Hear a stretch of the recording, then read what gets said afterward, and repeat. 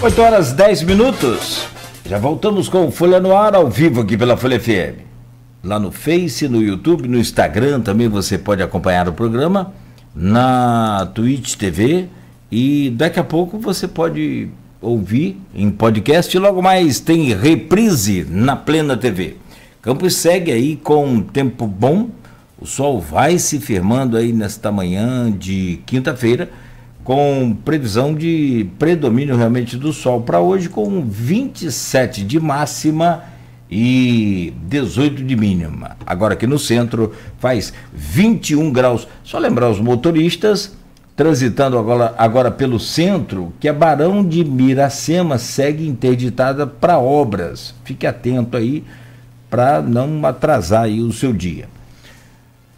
No programa de hoje, com a Luiz Abreu Barbosa, nós estamos conversando com Valdec Carneiro, ex-deputado estadual e professor. Vamos retomar aí essa conversa, mas antes só registrar aqui, o Folha no Ar é oferecido por Coagro, Proteus, Unimed Campos, Laboratório Plínio Bacelar e Vacina Plínio Bacelar. Virando a chave agora, deixando um pouco da cultura, desse momento aí do livro, que aliás a gente volta a falar no final sobre o lançamento que vai ser amanhã, em homenagem, um tributo ao centenário de Darcy Ribeiro. O Valdec Carneiro, o Aloysio Abreu Barbosa faz a gentileza de abrir esse bloco então com o Valdec. Aloysio, por favor. É uma pena que a gente não possa passar o dia inteiro falando de Darcy Ribeiro, né? Podia emendar aqui até o Valdec, até chegar amanhã às 18 horas, o Valdec apresentar o livro. Mas, enfim, Darcy também era político, né? Claro. Aliás, todos nós somos, né? Essa coisa de nova política, esqueceu de avisar, o pessoal não leu muito Aristóteles, não, mas, enfim. Governo Lula 3. Como é que você está vendo esses 6 meses aí, que estamos hoje, dia 17, passado 17 dias dos 6 primeiros meses do Lula 3. Qual a sua avaliação, Valdec? Olha, Aloysio, eu acho que o governo Lula 3, ele tem como primeiro condicionante, né, primeira variável interveniente muito forte, né, que aconteceu com o Brasil, né, antes do governo Lula 3, né, o quadriênio Bolsonaro e o período do Temer, do meu ponto de vista, foram períodos desastrosos para o Brasil, sob vários aspectos. Do ponto de vista da gestão da economia, do ponto de vista das relações entre o Estado e a sociedade, do ponto de vista da fragilização da democracia e de suas instituições. Enfim, então, o governo Lula 3 sucede esse ciclo calamitoso que o Brasil conheceu. Consequentemente, tem dificuldades que decorrem daí. O próprio processo de eleição do Lula, em 2022, foi decorrência de uma aliança muito ampla, não é mesmo? Muito ampla, com muita gente diferente ali dentro. Muita gente que pensa coisas diferentes sobre o papel do Estado, sobre a macroeconomia, sobre as próprias relações entre poder executivo, poder judiciário, poder legislativo, enfim. Então, essa é uma dificuldade muito grande. Você pode, a própria chapa presidencial, não é? Você pega o Lula e pega o Geraldo Alckmin, estou fazendo aqui em um juízo de valor, entenda bem, mas o Geraldo Alckmin era, na minha opinião, o principal nome da direita brasileira, né? Talvez um dos principais quadros da direita brasileira. E virou vice do Lula. O Geraldo Alckmin foi o cara que, em 2018, fez alguns dos mais duros ataques, né, ao Lula e ao PT. Então, assim, eu compreendo perfeitamente, eu estava nesse processo, a necessidade de forjar uma aliança com essa característica, né, com essa amplitude, com essa diversidade de posições, porque havia uma necessidade imperiosa de derrotar a extrema-direita, uma matriz fascista ou neofascista que buscava assim, se consolidar, digamos assim. Mas isso traz dificuldades. Assim, tem dificuldades na relação com o Congresso Nacional, não é fácil, não é? As dificuldades com a Câmara, principalmente, têm aparecido, né? Agora, tem medidas que revelam que o governo tem uma outra orientação e tem outras prioridades. Agora há pouco a gente falou no bloco anterior sobre a questão dos povos originários, dos povos tradicionais, e o governo Lula com um olhar completamente diferente.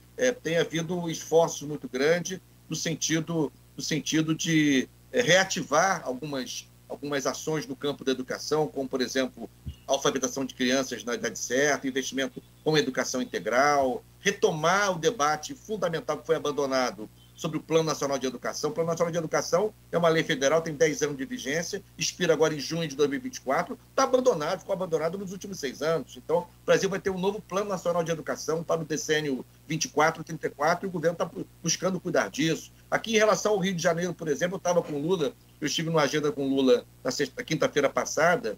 O Lula anunciou investimentos importantes, não só para o Rio de Janeiro, mas para o Brasil como um todo, mas no Rio de Janeiro, investimentos importantíssimos do ponto de vista da ciência e tecnologia, por exemplo, a nova sede do Instituto de Matemática Pura e Aplicada, o INPATEC, como, por exemplo, uma decisão muito importante. Nós fizemos muito esse debate na LERJ, na legislatura passada, sobre a questão da relação entre o Galeão e Santos Dumont. O Galeão estava abandonado à própria sorte. Uma vergonha que uma cidade como o Rio de Janeiro tem o seu aeroporto internacional tratado daquele jeito, que não é só um aeroporto internacional de passageiros, é um aeroporto de cargas também muito importante, fundamental para gerar empregos, fundamental para a economia do Estado. Enfim, o Santos Dumont não tem capacidade, nem tem... A própria localização do Santos Dumont, vocês conhecem muito bem, ali encravado na cidade, não pode ser.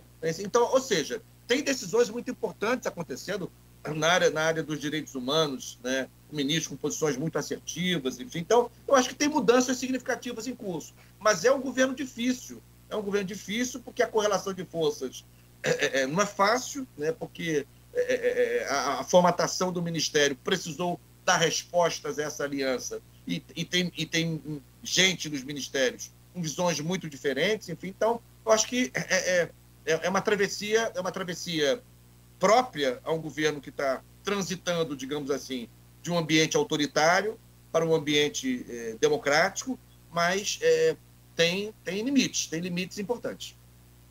Eu quero aprender muito a questão nacional, quero fazer a transição logo para o estadual para chegar ao municipal. É só alguns apontamentos do que você falou. Quando você fala governo Bolsonaro, e é uma prática de muitos progressistas, não é exclusiva sua, de colocar o governo Temer no mesmo bolo do governo Bolsonaro. Eu não pretendo fazer juízo de valor sobre isso. Um pouco fazer defesa de Temer. Até porque ele, como bom constitucionalista, ele pode fazer por conta própria, né?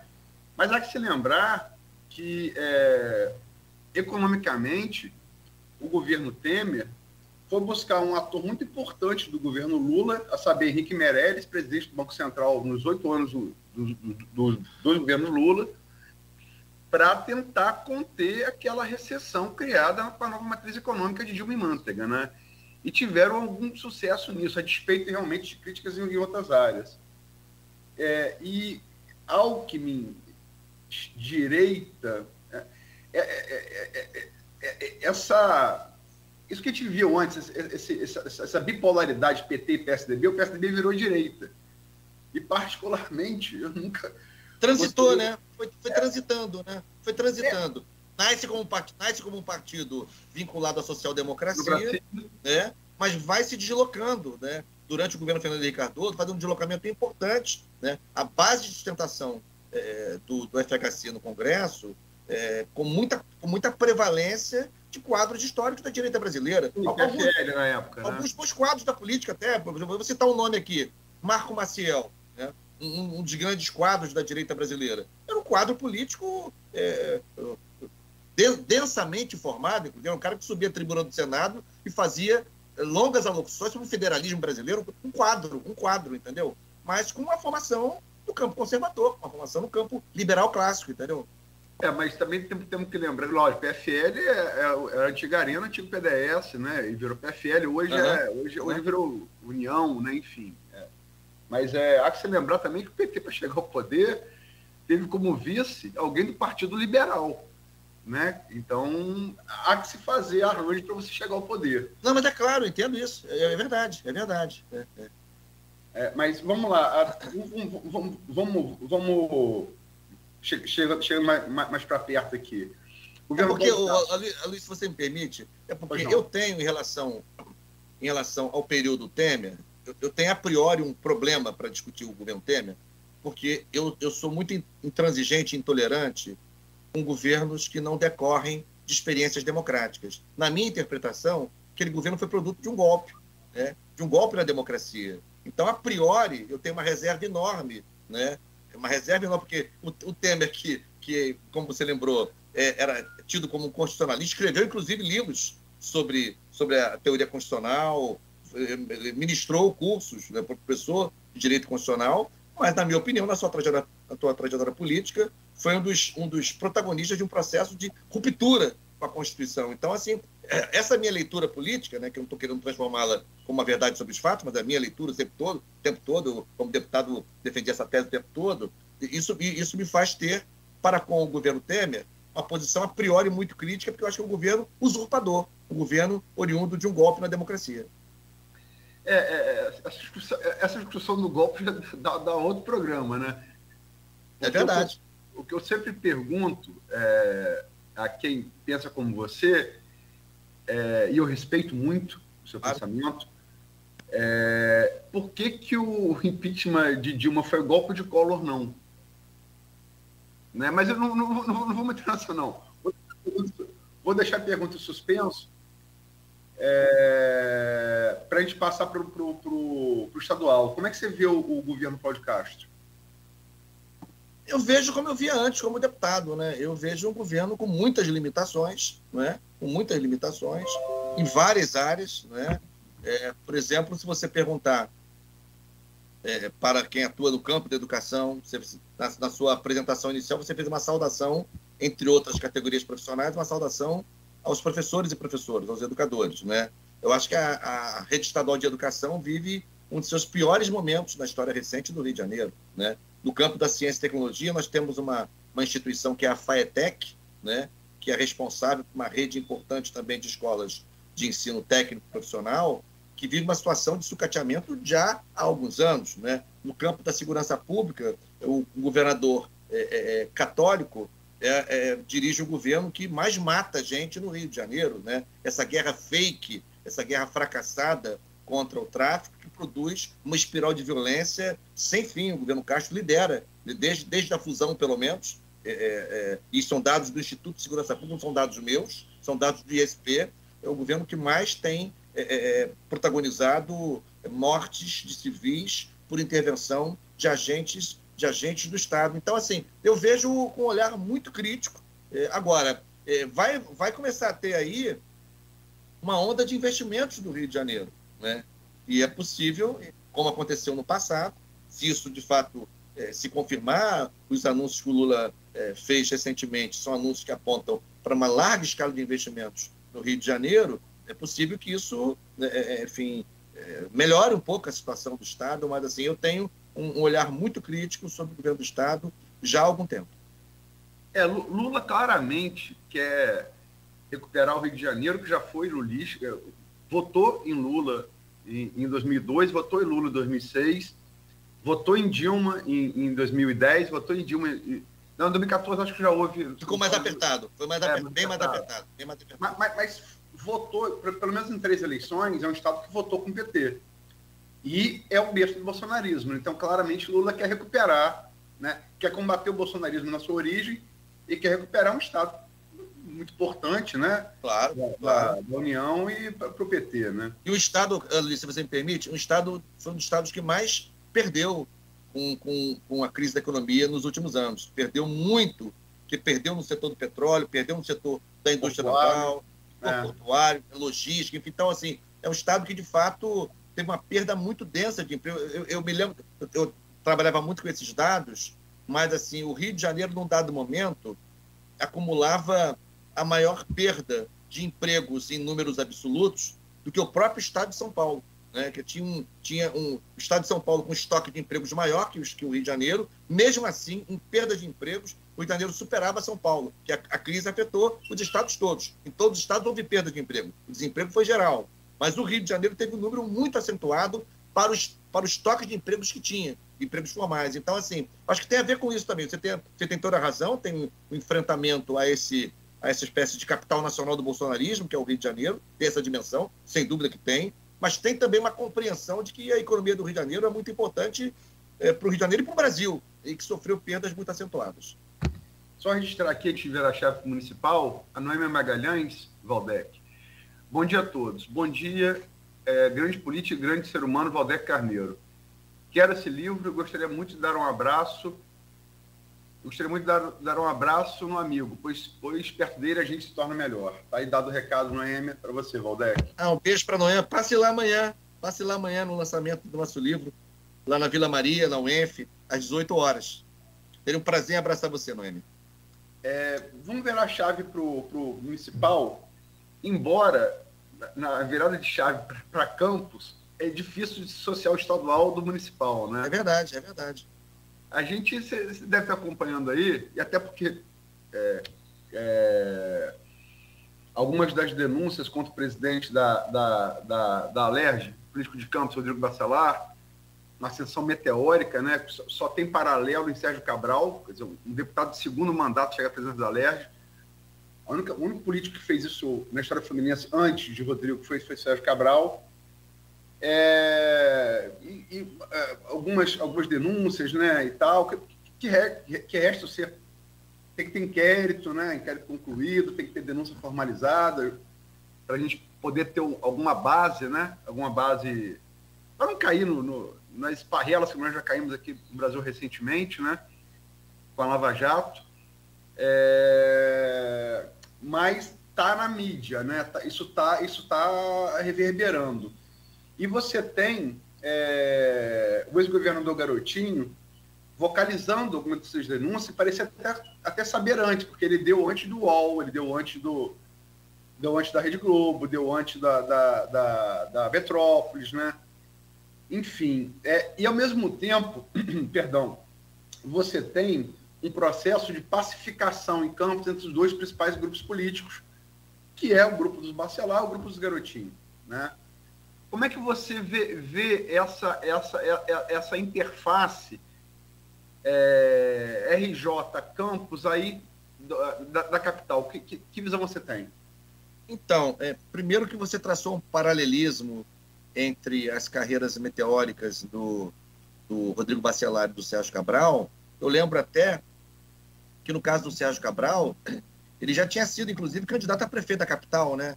Então ele tinha uma certa já visibilidade na política do Rio de Janeiro, enfim, o que não era o caso do Rodrigo Bacelar. Estou falando isso para mostrar que no caso do Bacelar, essa ascensão é até mais meteórica. É por isso que eu estou trazendo esse aspecto, né? O Sérgio Cabral tinha um pai que era na política, estava na política, foi vereador na capital, com mandatos atuantes no campo da cultura, enfim. Mas eu convivi com o Rodrigo Bacelar na legislatura passada, né? Na minha segunda legislatura, que foi a primeira dele. O que eu percebi, a gente não tínhamos uma grande proximidade, mas uma relação ali no parlamento, cordial, enfim, participamos de algumas comissões em conjunto. O que eu percebi é que essa trajetória fulgurante começou, na minha modesta leitura, no que eu pude captar, começou quando ele, em curto espaço de tempo, me refiro ao ano de 2019, início da legislatura 19-22, quando ele chega no parlamento estadual, ele vira, em curto espaço de tempo, um deputado de confiança do André Ciliano.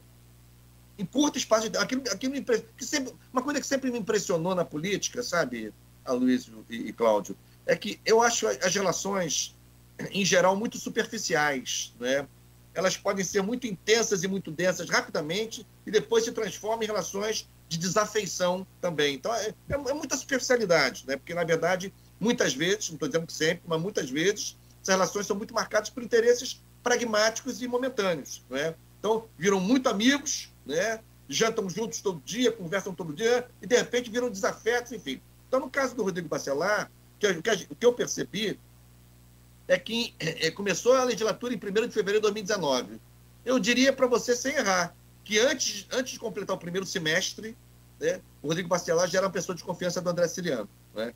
E eles não se conheciam antes, né? Isso me chamou a atenção. Então, acho que a ascensão dele começa aí, né? Eles se tornam muito próximos, né? Pelo menos na dinâmica interna do parlamento, né? O André vai posicionando o Rodrigo Bacelar, dando demonstrações de que se trata de um deputado, entre aspas, com todas as aspas, seu, né? Muito próximo a ele, né? Enfim, isso dura um certo tempo, e esse certo tempo corresponde mais ou menos ao período em que, primeiro por decisão do STJ, que você se lembra, até conversamos sobre isso na época, eu fui relator do processo de impeachment do Witzel do Tribunal Especial Misto, não na Assembleia, no Tribunal Especial Misto. Antes do Tribunal Especial Misto admitir a denúncia com voto meu e ele ser afastado, ele já tinha um afastamento, você se lembra, por decisão do STJ, afastamento a partir de agosto de 2020. Né? Nesse período do afastamento preventivo, né, do Witzel, por decisão do STJ, o Cláudio Castro assume interinamente, e nós sabemos disso, uma relação de muito de diálogo e até de parceria política entre o André Siciliano e o Cláudio Castro. Né? O André Siciliano teve muita força no governo Cláudio Castro, isso é notório, muita força. E, no início, como o Rodrigo Bacelar era uma pessoa da confiança do André, como eu falei, dentro da Assembleia, o Rodrigo, por mediação do André, o Rodrigo faz uma aproximação também com o Cláudio Castro. Né? E aí, pouco a pouco, ele vai se tornando mais próximo do Cláudio Castro do que do André Siciliano. Pouco a pouco. Né? Até que acontece uma votação, nós ainda estávamos em sessões plenárias virtuais por causa da pandemia, acontece uma votação, não me lembro agora, sinceramente não me lembro agora qual era a matéria, mas era uma matéria sobre a qual o André e o Cláudio Castro tinham divergido. Não era nada enormemente fundamental, mas eles tinham manifestado uma divergência sobre essa matéria. E a matéria foi colocada em votação no plenário virtual, e o Rodrigo Bacelar votou acompanhando a posição do Cláudio Castro, não do André Siciliano. O André, que presidia a sessão, me pareceu surpreendido com o voto do Bacelar. Eles chegaram a bater boca, não foi? Não, pois é. Eu acho que o André ficou tão surpreso com aquele voto que não se conteve e perdeu um pouco o controle da sessão e eles, então, fizeram uma ríspida discussão em sessão plenária ali, no plenário virtual, assim, e, na minha opinião, aquilo foi... E trocaram falas duras um sobre o outro. Siciliano disse, agora estou te conhecendo, Rodrigo. Pois é, então, e aí aquilo ali passou a ser um marco para mim. Mas foi chumbo trocado, né? Foi chumbo trocado. Não, chumbo trocado, sem dúvida. E ali eu acho que passou a ser um marco da vinculação do Rodrigo ao Cláudio Castro e do seu distanciamento em relação ao André Siciliano, me pareceu.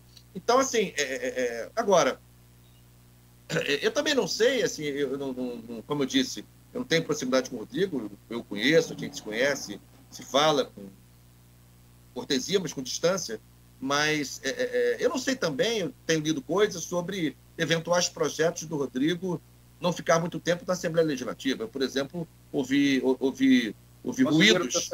Eu ouvi ruídos de que ele poderia almejar uma vaga no Tribunal de Contas do Estado, enfim, coisa e tal. Estou fazendo nenhum juízo sobre isso, não, mas estou falando sobre fatos, rumores que circulam no campo da política, enfim. Então, agora, sobre as denúncias, né, particularmente no caso dele, principalmente a denúncia sobre a questão episódio Seperge, não é? Principalmente episódio Seperge, tem que aguardar as apurações, enfim, tem denúncias também que envolvem a UERJ, né? Não foi só o Seperge envolvido nesse processo, eu, inclusive, publicamente me manifestei mais de uma vez. A UERJ, assim como a UENF, são patrimônios do Rio de Janeiro. Eu acho lamentável que se vejam envolvidas em situações desse tipo. E o próprio Seperge, aqui entre nós, né, Cláudio, o Seperge podia ser, se bem tratado, né, podia ser um IBGE estadual, Aloysio. O que é o Seperge? O Seperge é um centro de produção de estatística, dados de estudos sobre o Rio de Janeiro, né? Então, podia ser um insumo muito importante para o planejamento do desenvolvimento do Estado, estudando as regiões, estudando suas potencialidades, estudando a produção de dados sobre emprego, sobre renda, enfim, coisa e tal. A gente não tem nada disso. Embora tenha quadros técnicos lá, mas, infelizmente, o CEPERJ entrou naquela roda de outros órgãos no Estado que viram moeda de troca política, exatamente, a lógica fisiologista, o fisiologismo clássico da política no Rio de Janeiro. Então, não é de agora, mas que o governo, pelo menos os governos que eu presenciei como deputado, vale dizer, o governo Pezão, o governo interino do Dornelles, o governo Witzel e o governo Castro, e nada modificaram, ao contrário. Então, assim, portanto, sobre as denúncias, eu acho não tem muitos elementos para falar, porque precisa aguardar as apurações, a apuração dos órgãos de controle. Eu não quero fazer nenhum julgamento prévio. Não, sim, concordo com você, gênero, número e grau, e eu não quero nem tratar das denúncias, não. Acho que isso não é papo para promotor, para delegado, enfim, para juiz, né? Luiz, se você me permite, assim, eu quis dizer que eu não quero fazer referência às denúncias em relação a eventuais responsabilidades do Rodrigo Bacelar, mas eu quero dizer que é evidente que houve uso indevido de recursos públicos estaduais através desses órgãos para viabilizar projetos eleitorais no Estado. Isso aconteceu, o volume de dinheiro é muito impressionante. Agora, quem foi o responsável, quem operou, quem está no centro desse processo, aí é preciso descobrir. Não, veja bem, opinião pessoal. Minha opinião pessoal, você perde, eu acho batom na cueca. Agora, tem que saber de quem é o batom. É isso. Exatamente, é isso mesmo. Agora, eu pergunto, você está ciente desse processo de pacificação aqui entre Bacelar e Garotinho em Campos, não está? Tenho lido a respeito, mas isso está em curso mesmo? Não, porque Garotinho, são denúncias novas que estão vindo à baila agora. Eu não quero entrar nas denúncias. Porque o Marquinho Bacelar, que é o presidente da Câmara Municipal de Campos, né, irmão do Rodrigo, assumiu a presidência da Câmara, assim, num contencioso forte com o prefeito Vladimir Garotinho. Foi. E de lá para cá, há um processo de pacificação que está acontecendo? Veja bem, Marquinho foi eleito, teve um voto, uma conta de isso. 3-12, um voto mudou, né? Rezou, coisa de política, orou por Fábio, foi Michael Cruz, o fiel da balança daquela eleição. Assinou um termo, para votar em Fábio Ribeiro, que era o presidente candidato à eleição, orou para Fábio Ribeiro, mas votou. E Marquinhos aí mudou tudo, aí houve muito problema. Eu presenciei, tá? É por isso que se diz que é preciso rezar e vigiar, né? Boa. Mas eu presenciei nem que um jornalista passando meu cachorro na Praça do Liceu. Rapaz, parecia a Batalha de Euclita, né, da antiguidade grega ali. O empurra de um bando de homens e muita gente armada. Né? Eu fiquei até conhecido como aquilo poderia acabar. Claro, mas, enfim, o fato é que Michael Cruz votou, o voto dele vereador, investido de mandato popular, né? E Marquinhos foi legitimamente eleito. Se confirmou depois. A partir dessa derrota, Vladimir ficou com medo de sofrer alguma... Teve um episódio na abertura de safra da Coagro, onde ele teve uma conversa com o Castro, claramente temendo pelo futuro dele na prefeitura. E aí o Castro conseguiu pegar dois aliados, Vladimir e Garotinho, e fez a chamada pacificação. Okay. E essa pacificação, volta e meia, ela está sujeita a tambores de guerra.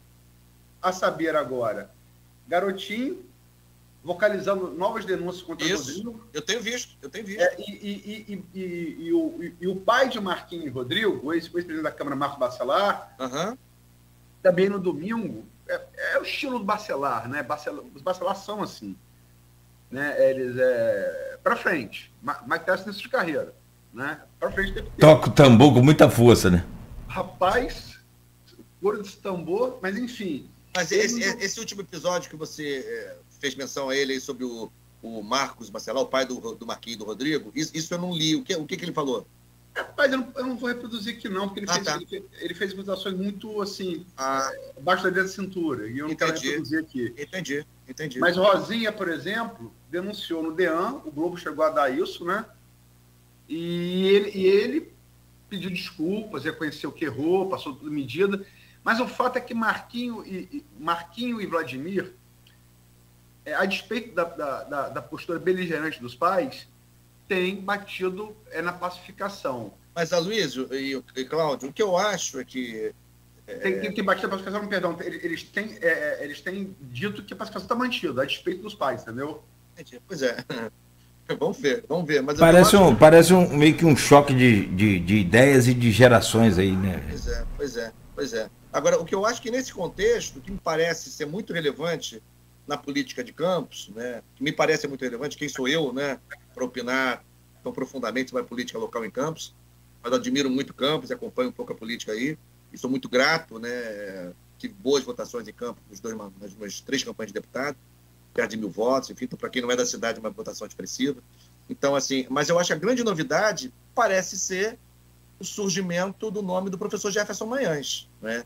Eu tenho acompanhado com muito interesse, né, a circulação cada vez mais intensa, e eu posso dizer aqui, se está circulando em Campos, não está circulando só aí não, porque circula muito também aqui na capital, né, a possibilidade de que o campo progressista tenha uma campanha viável e qualificada para disputar a Prefeitura de Campos na figura do professor Jefferson Manhães. Ele tem se colocado à disposição, aparentemente, ninguém é candidato ainda, né?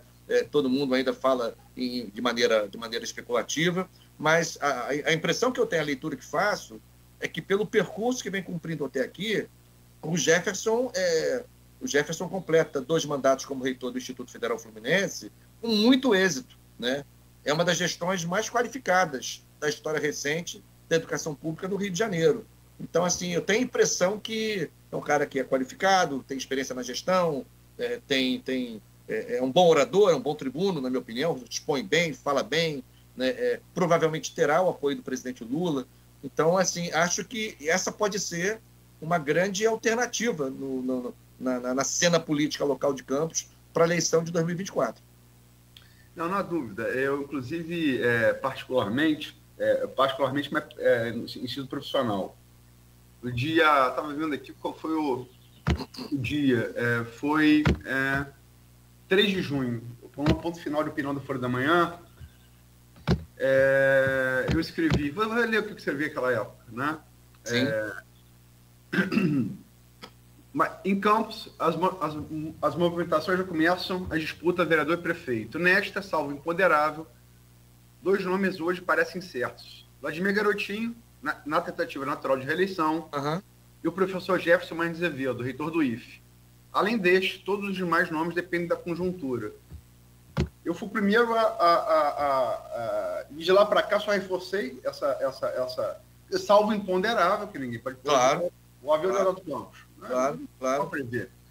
Talvez em Campos, Aloysio e Cláudio, talvez em Campos possa acontecer algo que está muito difícil de acontecer em outros municípios importantes do Estado, que é uma densa articulação de forças, não só partidárias, mas também da sociedade civil, mas forças partidárias do campo progressista em torno de uma candidatura.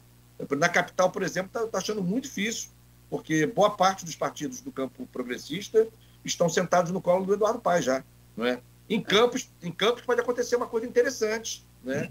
Para o campo progressista, para o campo da esquerda, onde eu me insiro, onde eu me coloco, que é uma aliança mais densa em torno de um candidato. Lembremos que na eleição de 2020, em Campos, ainda no contexto da pandemia, os 2 candidatos que foram ao segundo turno em Campos, tanto o Vladimir Garotinho, que se elegeu prefeito, quanto o Caio Viana, que teve inclusive um aumento expressivo de votação do primeiro para o segundo turno, não representavam nenhum dos 2, né, por suas trajetórias, suas posições, propriamente esse campo progressista.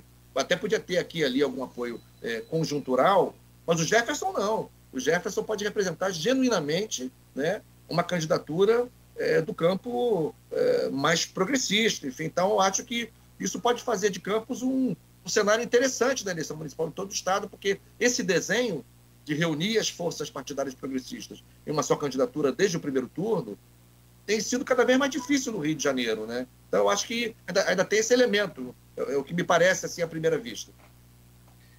São 8h44, eu preciso caminhar para o final. Sim. Política também pode não ser tão prazeroso, talvez, quando eu falar de Darcy, mas dá para fazer uma semana de programa. Claro. Vamos basear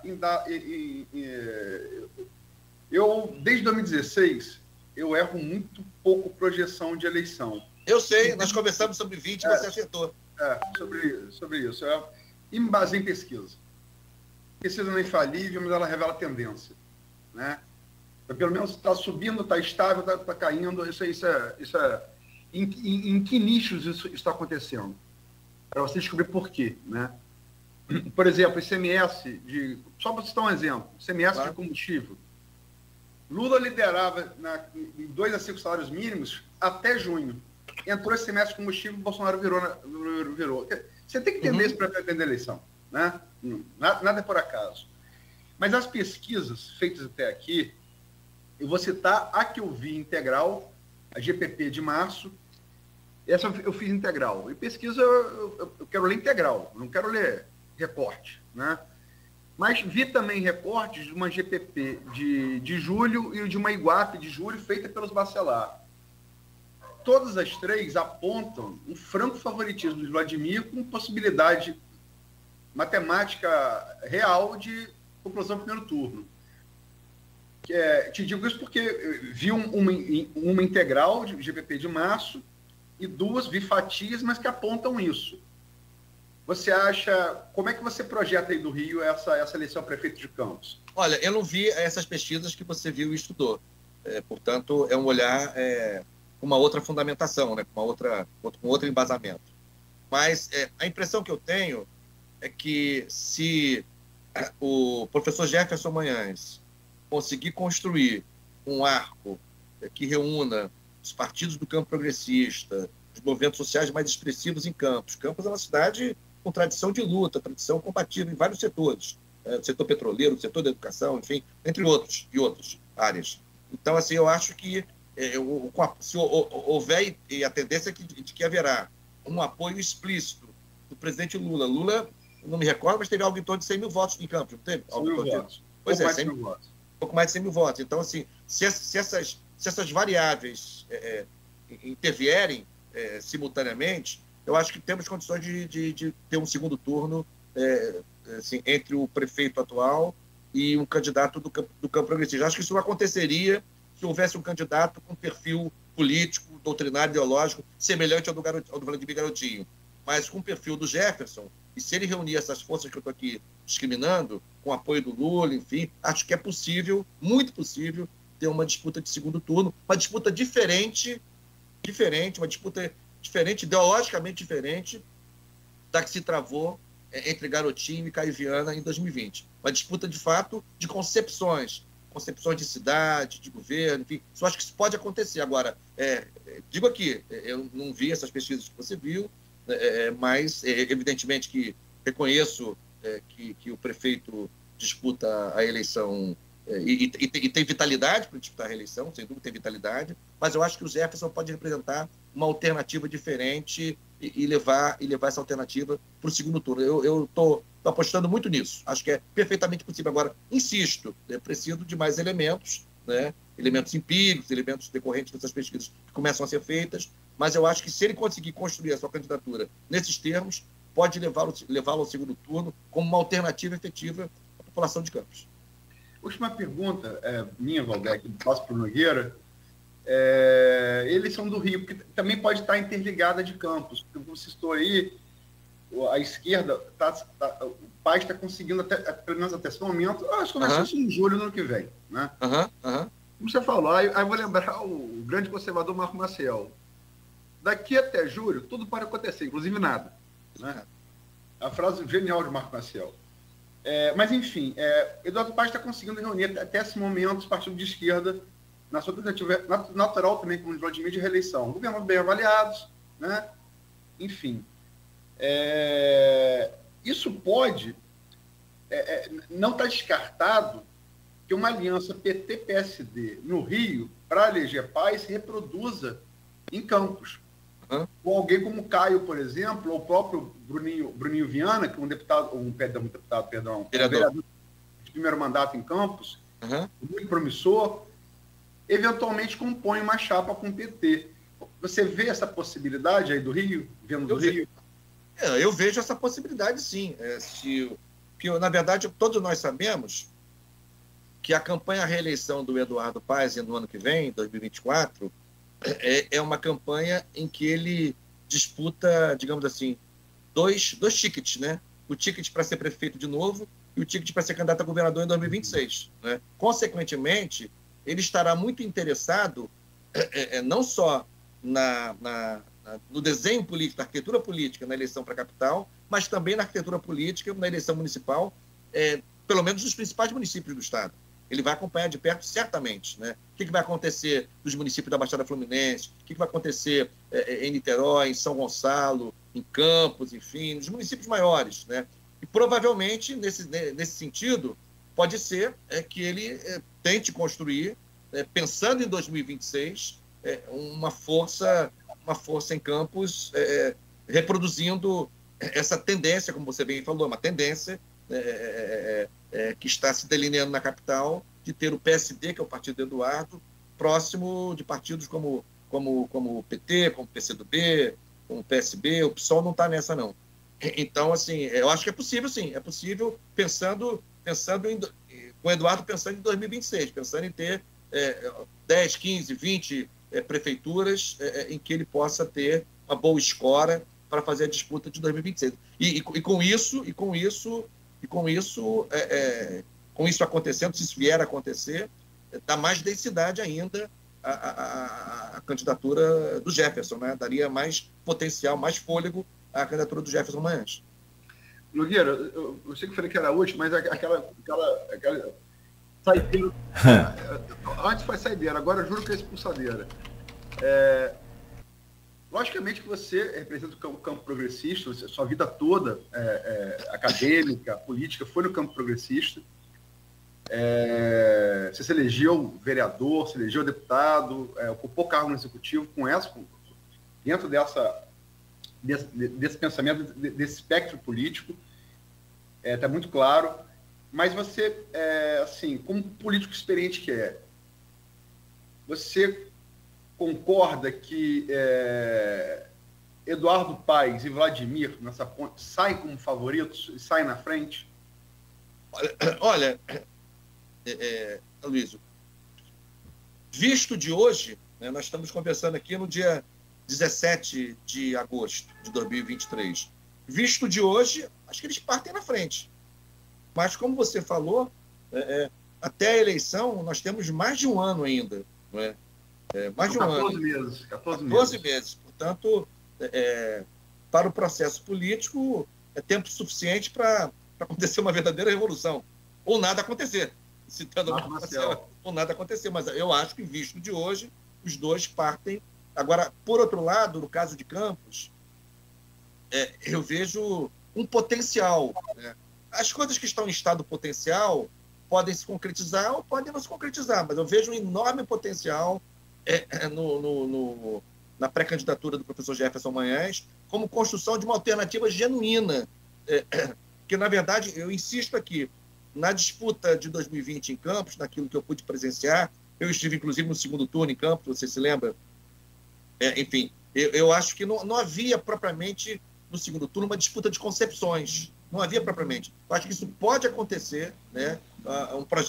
Projetos diferentes de governo, projetos diferentes da relação governo-sociedade, enfim. Eu acho que isso pode se configurar em Campos, né, com a candidatura do Jefferson como alternativa à candidatura do prefeito Vladimir Garotinho. Mas, visto de hoje, aparentemente, salvo engano, né, eles partem na frente. Queria só completar uma coisa rapidamente. Não é o debate que a gente vai fazer agora, nem você queria fazer, mas vou dar um exemplo para você entender. Quando eu fui secretário de Educação 2 vezes em Niterói, aconteceu, em situações ali da gestão, de eu precisar empregar o financeiro de uma fonte que era o salário e educação para pagar despesas que eram despesas a serem pagas com a fonte do Fundeb, porque às vezes demorava a chegar, então eu usava rapidamente o financeiro do salário e educação, quando entrava o financeiro do Fundeb eu repunha lá. Isso, tecnicamente, seria uma pedalada. Eu estou falando isso porque você perguntou sobre a Dilma e o Collor, né? O suposto crime atribuído a Dilma Rousseff para depô-la naquele período foram essas pedaladas fiscais que são triviais na gestão. Né? Não foi desvio, não foi malversação, não foi roubo, enfim. Foi muito diferente do processo que levou ao impeachment do Collor. Enfim, tanto é assim que, curiosamente, uma coisa meio espantosa, quando da votação do processo de impeachment da Dilma no Senado, você se lembra, a Dilma o impeachment foi confirmado, mas mantiveram os direitos políticos dela. Ela disputou a eleição de 2018. Enfim, então, foram processos muito diferentes. Mas, enfim, não era o nosso debate. Eu só não queria, eu mesmo, deixar de fazer uma ponderação sobre essa questão que você levanta, que é uma questão muito arguta. Enfim, Cláudio, mas... Desculpa. Pô, não. Desculpa. Mas é isso. Então, voltando ao ponto, Luiz, eu acho que, de fato, os dois partem hoje uma posição aparentemente de favoritismo. No caso do Rio, o cenário ainda está muito indefinido do ponto de vista das alternativas ao Eduardo Paes, sobretudo no campo progressista. Não tem alternativa. Tem disputa dentro do PSOL, né? O PSOL hoje tem aparentemente 3 pré-candidatos, né? A Renata Souza, que foi deputada comigo, o Tarcísio Mota, que hoje é deputado federal, foi 2 vezes candidato a governador, com bom desempenho, inclusive, como candidato a governador, pelo PSOL, e o Glauber Braga recentemente se colocou, embora ele tenha base em Friburgo, recentemente se colocou como pré-candidato a prefeito do Rio do PSOL. Então, do PSOL tem disputa, e ainda não se sabe, né, se o PT, se o PCdoB, o próprio PSB, se vão confirmar, né, a tendência de apoio ao Eduardo Paes. Por exemplo, o PT pleiteia muito a vaga de vice na chapa do Eduardo, né? Que todo mundo sabe que essa vaga de vice pode virar vaga de prefeito, né? Que o Eduardo vai se desincompatibilizar em abril de 26, né?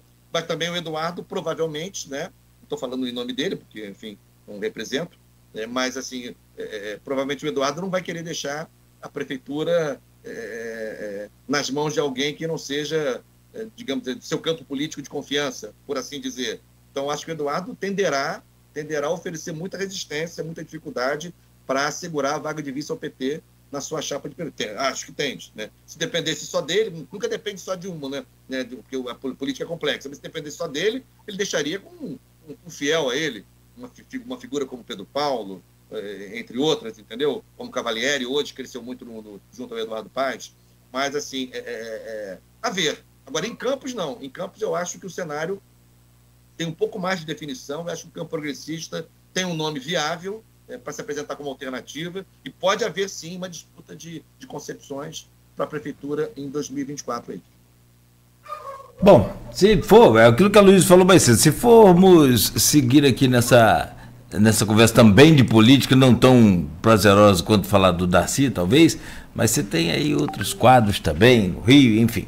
Eu quero agradecer a você, meu caro Waldeck, dizer que, repetir, sempre uma honra recebê-lo, aqui desde a Continental, né, que você já nos visitava, e só te pedir no seu encerramento aí, na sua despedida, claro. Para confirmar o local, porque a Casa de Cultura Vila Maria fica aqui no centro, não é anexa ao ENF, né? Então, quando você fala o ENF, a pessoa pode confundir. Mas confirmar aí o local amanhã e também o horário do lançamento do livro Tributo ao Cenário de Darcy Ribeiro. Obrigado aí mais uma vez. Obrigado, Cláudio. Obrigado, Luiz. Eu quero agradecer pelo convite. É sempre um prazer participar de um papo tão bacana, assim, tão inteligente. E a Folha é um veículo de comunicação que a gente respeita muito pela história, pela tradição, pelo papel que cumpre, né, na promoção da informação, da cidadania, sobretudo no eixo norte e noroeste do Estado. Quero, portanto, agradecer. Quero convidar, então, Cláudio, todo mundo para amanhã, às 18 horas, né, haverá na UENF, aliás, como parte do aniversário dos 30 anos da UENF, aliás, mais uma vez uma saudação à nossa gloriosa UENF, jovem e já gloriosa Universidade Estadual do Norte Fluminense Darcy Ribeiro, que completa 30 anos, neste ano de 2023. Amanhã haverá um painel, o legado de Darcy Ribeiro, Universidade, Desenvolvimento e Soberania, com a professora Ana Costa, que é diretora da UF em Campos, com o professor Jefferson Manhães, que nós citamos aqui algumas vezes, reitor do IFE, o professor Raul Palácio, esse cubano radicado campista, né, reitor da UENF, e comigo também como participante do painel. E em seguida, ao debate, nós teremos o lançamento do livro, né, desse tributo ao centenário de Darcy Ribeiro. Vai ser na Casa de Cultura Vila Maria, que que fica na rua Baronesa da Lagoa Dourada, 234, no centro de Campos. Portanto, não é no campus principal da UENF, é no centro da cidade de Campos. Amanhã, a partir das 18 horas. Tá bom? É isso. Muito obrigado. Saudações aí ao povo campista e a história desse município tão importante para a política, para a cultura, enfim, para a economia do estado do Rio de Janeiro. Boa. Deixa eu trazer o Aloysio aqui também para o fechamento e confirmar amanhã, às 7 horas da manhã, onde estaremos de volta aqui nessa bancada com mais um Folha no Ar. Aloysio, bom dia e obrigado por hoje. Bom dia, Nogueira. Agradecer a você, agradecer o Beto na técnica, agradecer sobretudo ao convidado Valdec Carneiro, uma entrevista de Darcy, da vontade de ficar nela, e não falar sobre outra coisa, né? E chamar para o livro dele amanhã, acho que para o campista, gente, Vila Maria, Pracinha do Liceu, 18 horas. Pracinha do Liceu. Tá dito. Só vou. É chato que eu vou ficar. Então, até abro para o Valdec, se ele quiser completar, o que eu vou dizer em relação ao impeachment. Collor foi impeachmentado por um Fiat Elba e foi inocentado pelo Supremo Tribunal Federal. Assim, é uma visão. Lógico que vamos discutir visões. Eu acho que, inclusive, etimologicamente, a palavra impeachment atrapalha muito ao entendimento do processo. Qualquer chefe de executivo, de qualquer democracia do mundo, que perder apoio popular, a economia vai mal e perde parlamento, ele tem que ser deposto. Eu acho que nisso a América Espanhola é muito mais sábia do que a gente na maneira de classificar. Juízo político, julgamento político, é isso que é o impeachment. Mas eu não faço nenhuma comparação entre Collor e Dilma, não, absolutamente. É só nos episódios, entende? Entendo bem, mas, Aloysio, assim, isso que você falou, em tese, se aplica a modelos parlamentaristas, né? No presidencialismo, o chefe do governo tem mandato, né? No parlamentarismo, o chefe do governo, não o chefe do Estado. O chefe do Estado tem mandato também, mas o chefe do governo não tem mandato, né? Então, se as condições políticas, econômicas, enfim, sei lá, se alteram, partidárias, né? O governo cai, né? Mas no regime presidencialista, em que o chefe de Estado é também o chefe de governo, ele tem mandato, né? Fixado pela Constituição. Essa que é a dificuldade, né? É a mesma Constituição que de caráter parlamentarista no regime presidencialista brasileiro. Aí talvez a nossa grande dicotomia. É um bom debate. É isso mesmo. É um bom debate. Gente, olha, quem sabe, uma hora dessa, não sei se, mas vale a pena a gente produzir aí mais conteúdo. Mais uma vez, Valdec, obrigado, Aloysio, obrigado e até amanhã, 7 da manhã. Um abraço, pessoal, um abraço grande, foi um prazer conversar com vocês. Valeu, Aloysio, obrigado também. Amanhã de volta, um oferecimento. Amanhã, desculpa, amanhã eu falei, nem me lembro se falei, bancada completa, vamos receber a prefeita de Fernando da Barra, Carla Capucci, aqui amanhã. Boa. Bancada completa, Cláudio Nogueira, Rodrigo Gonçalves e eu, amanhã entrevistando a prefeita Carla Capucci. Com o menino de Gruçaí, amanhã, o nosso querido Rodrigo Gonçalves também. Valeu. Bom, e a gente então amanhã, e com o menino de Gruçaí, e com a prefeita de São João da Barra, que é de Gruçaí. E com o niteroense radicalizado atafonense também na bancada. Boa. Isso aliás, em São João da Barra saiu a prefeita Carla, ficou a prefeita Carla, né? Exatamente. O bom para quem trabalha na imprensa é que não tem como errar, né? Não tem como prefeita errar. Carla. Mas a Carla Machado, a gente não falou, está terminando aqui, mas a Carla Machado pode ter um papel muito importante na sucessão de Campos, né? Pode ser um personagem importante nesse processo da sucessão em Campos, São João da Barra, sem dúvida, porque ela tem também reconhecimento político em Campos e eu sei que tem conversado muito com o Jefferson. Se as conversas vão prosperar, tem conversado bastante. E uma coisa que eu não falei, eu quero aproveitar esse segundinho final, das funções públicas que eu exerci, eu tenho muito orgulho de ter sido secretário de Educação de um campista lá em Niterói, que é o professor Godofredo Pinto. Né? Registramos aqui na abertura. Godofredo, grande quadro da política do Rio de Janeiro. Essa questão da Carla na influência da eleição de Campos até chega-se a cogitar, já não é de hoje, meado desse década de 2000, 2010, de ela ser o nome a prefeito também. Mas, como o Aloysio já falou aqui por várias vezes, isso é ponto pacificado já no TSE, que ela não, perdão, no Supremo, de que ela não pode, em virtude de ser candidata do município vizinho, limítrofe nosso aqui. Mas vamos para frente. Valdec. Mas só para registrar, para endossar o Valdec, aí, não com base em opinião, mas com base em número, todas as pesquisas que eu olho de Campos, Carla é um nome muito forte. Aí, tá vendo só? Aparece forte. É isso aí. Talvez, quem sabe, na próxima. Vamos ver. E é deputada hoje e pelo PT. Gente, bom dia. Obrigado por hoje, você que nos acompanhou, seguiu até aqui. Amanhã estaremos de volta a partir das 7 da manhã. Oferecimento de Coagro, Proteus, Unimed Campos, Laboratório Plínio Bacelar e Vacina Plínio Bacelar.